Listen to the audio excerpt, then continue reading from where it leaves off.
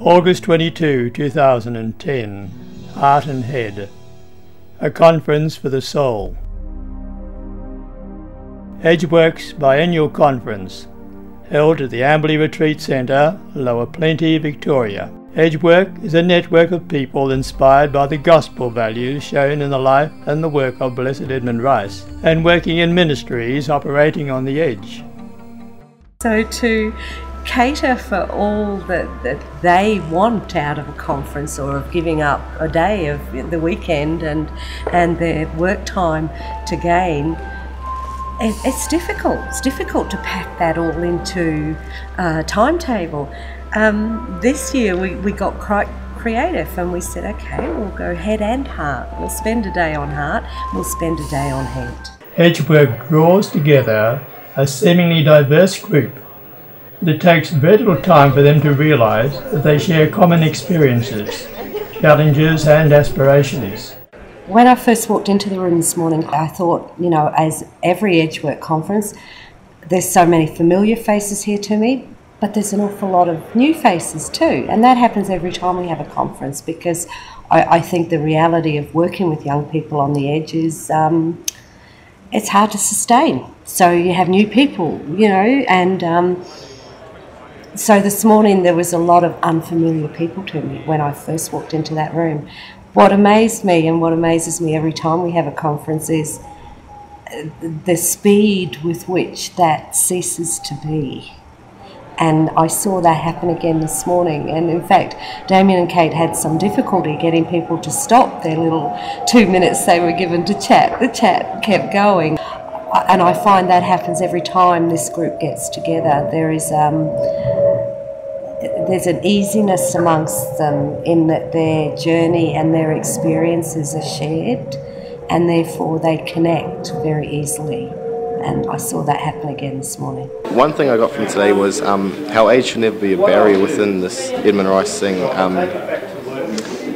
Like the youth of the community have so much to offer to everyone, as well as the older generation where we can learn from, which I think is just great in bringing everyone together as a whole, which will achieve the best possible results. Linking people together who would not normally know what's happening across the big field of the network. One of the most interesting things, especially the group that threw Rachel into the air, I found very interesting, because I was aware that others watching that wouldn't be aware that not many in that group knew each other before today, yet that didn't show.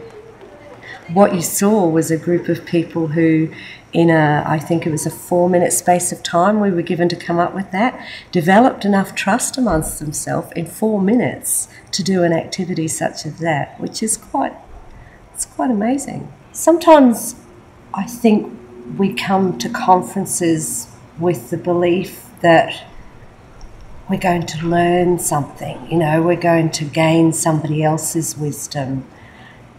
What I saw happen in that session today was the realisation amongst those people that the wisdom was within, that the wisdom was there to be shared in story. And I think Damien alluded to that when he said there's nobody up the front here giving a speech or giving a talk. You know, the learning and the learning journey is here inside all of you. So there's no expert will come in now to a podium and give a talk. We are the experts, the wisdom within us. And that was a nice affirmation for people in the work they do, in a work that you don't often get affirmed in. It's nice to get that affirmation that, yes, my journey has given me some wisdom that is worth sharing, and I think that's a nice affirmation for people to get. So just in your pair, can you share the most challenging moment and unpack it a little bit why it was challenging? I think the two stories that we've heard today about the young girl smiling. The camera up and took a photo, and when I had a look at the photo, she had this big heartfelt grin, and it's the first time I'd ever seen her smile. So it was one of those things, after a year of hard work, we'd actually got them through to her. And about the giving of the bracelet. I was the assistant principal Year 6 teacher in a school in Walgett. For those of you not from New South Wales, it's a town 8 hours northwest of Sydney with a huge Indigenous population. And I was on Year 6 this year with this particular kid, Charlie. And Charlie was hard work, very, very naughty. And at the end of the year, the last day of school, he was moving on to high school, he gave me a Christmas present. And it was a bracelet and a pair of earrings. And my first thought was, did he flog it? But I went into the staff room and I had it on, and the librarian said to me she'd actually been at the shop the day that he bought it, and he'd saved up all his change from his tuck shop money that term to buy it for me. And so that was quite touching. But the next year, when he'd gone to high school, I was at football one night and I had it on. And he came up to me and he said, "Oh, Miss, you've got my bracelet on." And this was with all his mates. He had all his mates with him. And one of his mates said to him, "Did you give your teacher a bracelet for?" And he put his arm around me and he said, "Because I love her."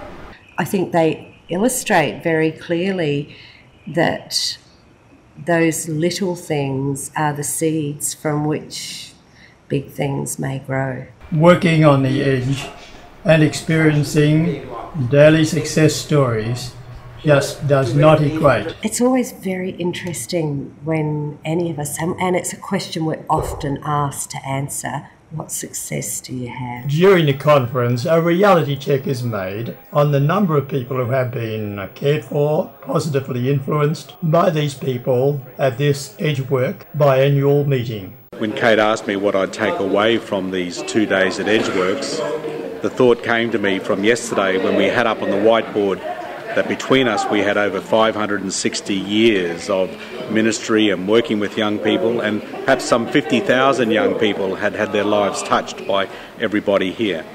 It just made me realise that if I tried to work 24/7, 100%, what would I achieve? But rather being part of a team is so much more. So I hope that I'll take away that memory of the value of team. So today's going to be the head day.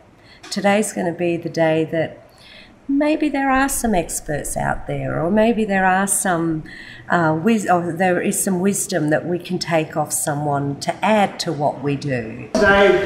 This morning we might just spend a bit of time talking about a fairly small topic, really, which is human life. Andrew Fuller is one of the best speakers I've ever heard, so I'll be taking back some of his insights. Highlights for me was definitely Andrew Fuller's talk. That was very... it challenged a lot of the things that I thought I knew. On August 23rd, the biannual Edgework Conference drew to a close, leaving the people recharged, reinvigorated. An enormous privilege to be part of the Edgeworks Conference over the last 2 times, in 2008 and this time. The people who are here are such big-hearted people, and they're so committed to their workplace and the young people that they work with. Just had the Edgeworks Conference weekend and I found it absolutely amazing. First of all, it's extremely motivating because you get questioned a lot about what you're doing, what you're planning, what you want to do. Finding out all about the work of the ongoing work of the spirit of Edmund Rice. For me, it was insightful to learn about the ministries that are operating in the Edmund Rice network. The whole Edmund Rice network over here in Australia has just been mind-blowing, and I'm taking back so many opportunities and new exciting ideas that people have passed on to me. To be honest, I've worked now for a year at Eddie's place and I didn't realise that there was such a broad range of different services. I feel re-energised. I feel ready to go back to work, and I feel ready to take what I take from here back with me.